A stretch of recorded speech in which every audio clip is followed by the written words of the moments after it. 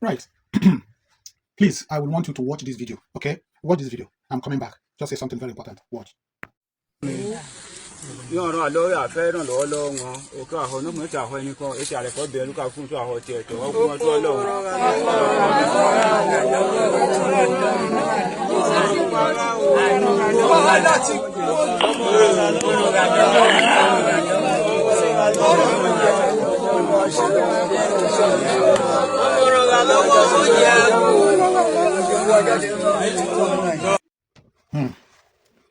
It is very, very disturbing. You watch the video, right? What do you think? I just want to make this video not because Nigerians are not aware of what is happening or what has been happening. Okay? I'm making this video because I was touched. And somebody may ask, does it mean that all the kidnapping that have been taking place in Nigeria hasn't touched you? No. All of them have been touching me. But this one really pained me a lot because of what was going through my head when I watched this video. These were the people that were kidnapped at Ekwa Church, I think, in Niger State. Now, the part that really got me worried about this is the look on the faces of those children. You can just take a look. The look on the faces of those children, innocent children. And my mind began to tell me a lot of things, which is, number one, the kind of trauma that these children are in and will continue to be in. Number two, how many of them will make it out of that den alive? Number three, these same children will now begin to see what they were not supposed to be seeing at this their age, such as forceful penetration of those women there. Secondly, the unalived bodies of people, because this is the normal scenario. If you ask people that have experienced this, they will tell you. The decaying unalived bodies of people within that environment. These children at this age will be seeing things like that. Now, should these children at the end of the day survive this, I mean, as many of them that will survive it, and I pray that all of them survive it, that will survive it and come out, what would they become in this same society of yours? What would they become in this same country called Nigeria?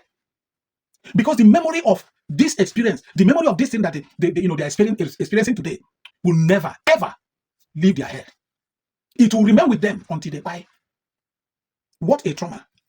Now, you that is watching this video, I want to ask, should any of this child be your own child, your brother, your sister, your cousin, or your nephew? How will you feel? For example, you were not kidnapped alongside with them. Can you be at peace at home, knowing fully well that the fate of the life of your daughter, your son, your nephew, your niece is now lying in the hands of a terrorist? Can you have peace anywhere you may be? No, it's not possible. Now, how and why has this thing become a custom and a tradition in Nigeria? This keep happening day in, day out, and people will go about their normal businesses because it hasn't happened to you. And I'm not praying for this kind of thing to happen to any damn human being in Nigeria. But because it hasn't happened to you, and that's why a whole lot of Nigerian youth, which is the area that is paining me most, is in the social media, only doing talking for things that are irrelevant. If you ask me, talking for things that are irrelevant. Now, here's the basics now. I want to ask, these people and these children were kidnapped in the church where they went to worship and pray to the God of the Bible. My question now here is, what was this God of the Bible doing? Why did he allow these innocent children to go through this kind of situation, to go through this kind of torture, to go through this kind of pains that will never leave their memory all the days of their lives? What was their sin? What was their offenses? What did they do wrong? Now, they went to the church to call on this God of the Bible. So this God of the Bible doesn't have what it takes to protect the people that are calling upon his name. Oh, the pastors will tell you it is the will of God. Why would bad things always be the will of God? Why? Why? It is the will of God for these innocent children now to be in the bush. They will sit down there under the rain and under the sun. Anything can happen. Snake bite, scorpion sting, anything can happen to them. Where will you get medicine to treat them? Where? Any first aid? With these kidnappers, with the terrorists in the bush? No. Should anything happen to them, that's going to be the end of that one. Now, that brings me to say this that I want to say. Nigerian youth, if you guys are serious, honestly, if you guys are serious, see Christmas celebration, everybody's jumping up and down. certain camera, you want to travel to your village. To celebrate what? To celebrate the same God that cannot protect you in times of trouble. Yes.